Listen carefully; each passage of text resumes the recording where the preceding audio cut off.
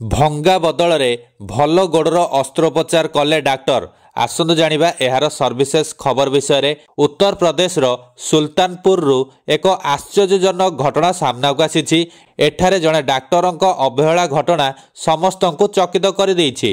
सूचनायोग्य प्रतापगढ़ जिलार कन्हई थाना अंतर्गत सिकरी कानपुर ग्राम रे रहुथुबा भुइला देवी बाम गोड़े आघात लगी भांगी जाइथिला। एहा परे सुल्तानपुर रो अस्थिरोग विशेषज्ञ भुइला देवी गोड़र अस्त्रोपचार पाई कहिथिले।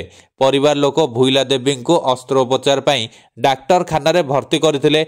डाक्टर जेतेबेले वृद्धंकर गोड़र अस्त्रोपचार करी ओटी बाहर को आनिथिले, परिवार लोक आश्चर्य हो जाइथिले।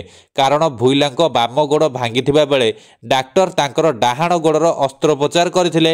एही घटना प्रगट हेबा परे परिवार लोक हॉस्पिटल परिसर रे उत्तेजना सृष्टि करथिले।